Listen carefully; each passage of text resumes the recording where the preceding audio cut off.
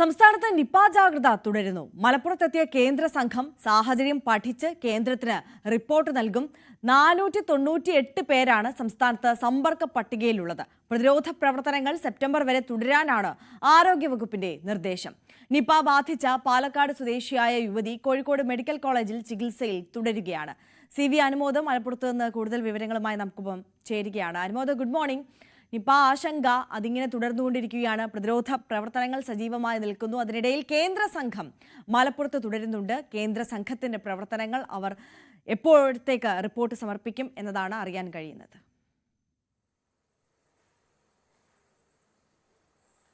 ഹരിയ, good morning. നിപയുടെ ആശങ്ക മലപ്പുറത്തും പാലക്കാടും ഒരുപോലെ തന്നെ നിലനിൽക്കുന്ന സാഹചര്യത്തിലാണ് കേന്ദ്ര സംഘം ഇപ്പോൾ സംസ്ഥാനത്തെത്തിയിട്ടുള്ളത്. ഇന്നലെയാണ് മലപ്പുറം ജില്ലയിലെത്തിയത്. 10 അംഗ സംഘമാണ് ഇവിടെ എത്തിയിട്ടുള്ളത്. അവർ ഇന്നലെ DMOയുമായിട്ടും അതുപോലെ ആരോഗ്യവകുപ്പിലെ ഉന്നത ഉദ്യോഗസ്ഥരുമായിട്ടും ചർച്ചകൾ നടത്തി, കൂടിക്കാഴ്ചകൾ നടത്തിയിരുന്നു.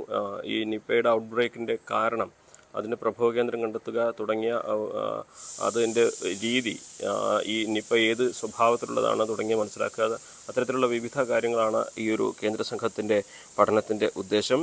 അവർ ഈ വവ്വാലുകളെ നിരീക്ഷിക്കുന്നതിനും സർവേക്കുമായിട്ട് മറ്റൊരു സംഘവും അടുത്ത ദിവസം മലപ്പുറത്തെത്തും. തുടർച്ചയായിട്ട് എന്തുകൊണ്ട് മലപ്പുറം കേന്ദ്രീകരിച്ച് ഇത്തരത്തിലുള്ള അസുഖങ്ങൾ, ഈ നിപ എന്തുകൊണ്ടുണ്ടാകുന്നു എന്ന വലിയ ആശങ്ക ഉണ്ടാക്കുന്ന ഒരു കാര്യമാണ്. അതേക്കുറിച്ചൊരു വിശദമായ പഠനവും സംഘം അല്ലെങ്കിൽ റിപ്പോർട്ട് സംഘം തയ്യാറാക്കും.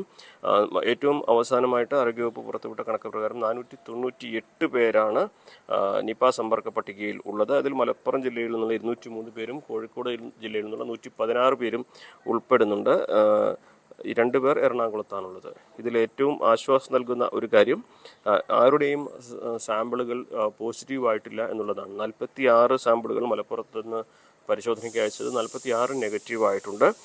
പാലക്കാട് ജില്ലയിൽ 5 പേരുടെ ഫലവും നെഗറ്റീവായിട്ടുണ്ട്. അത്തരത്തിൽ ഇപ്പോൾ പടർന്നു പിടിക്കുന്ന ഒരു സാഹചര്യമില്ല എന്നത് തന്നെയാണ് ഇതുവരേക്കുമുള്ള ഈ ഒരു പരിശോധനാ ഫലങ്ങളൊക്കെ പുറത്തു വരുമ്പോൾ മനസ്സിലാക്കാൻ കഴിയുന്ന ഒരു കാര്യം. പക്ഷേ ഒരു സെപ്റ്റംബർ വരേക്കും ഇതേ ജാഗ്രതയിലും ഇതേ നടപടിക്രമങ്ങളും തുടരുമെന്നാണ് ആരോഗ്യവകുപ്പ് അറിയിച്ചിട്ടുള്ളത്. ഇന്നലെ ഈ മങ്കടയിലെ നിപ ബാധിച്ച് മരിച്ച കുട്ടിയുടെ ഹൈറിസ്ക് സമ്പർക്ക പട്ടികയിൽ ഉൾപ്പെട്ടിരുന്ന 78-കാരി മരിച്ചപ്പോൾ നിപ പരിശോധന നടത്താതെ മൃതദേഹം വിട്ടുകൊടുത്തിരുന്നത് വലിയ ആശങ്കയുണ്ടാക്കിയിരുന്നു.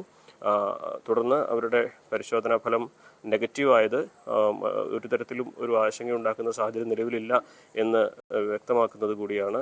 അത്തരത്തിൽ സർക്കാരിൻ്റെ നടപടിക്രമങ്ങളൊക്കെ നടക്കുന്നുണ്ടെങ്കിൽ പോലും ഇതിൻ്റെ കാരണം എന്താണ് എന്ന് അറിയാത്തതാണ്. ഏത് മേഖലയിൽ നിന്നുള്ള വവ്വാലുകളിൽ നിന്നാണ്, എന്തുകൊണ്ടാണ് തുടർച്ചയായത് വന്നുകൊണ്ടിരിക്കുന്നത് എന്നുള്ള കാര്യങ്ങളൊക്കെ അറിയേണ്ടതുണ്ട്. അതിനുള്ള നടപടികളാണ് ഇപ്പോൾ കേന്ദ്ര സംഘത്തിൻ്റെ ഭാഗത്തുനിന്നുണ്ടാവുക. അതുപോലെ തന്നെ പ്രതിരോധ പ്രവർത്തനങ്ങൾ പുരോഗമിക്കുന്നുണ്ട്. നേരത്തെ സൂചിപ്പിച്ചതുപോലെ ആശ്വാസം നൽകുന്ന ഒരു കാര്യം, സമ്പർക്ക പട്ടികയിലുള്ള ആരുടെയും പരിശോധനാ ഫലം ഇതുവരെ പോസിറ്റീവായിട്ടില്ല എന്നതാണ്.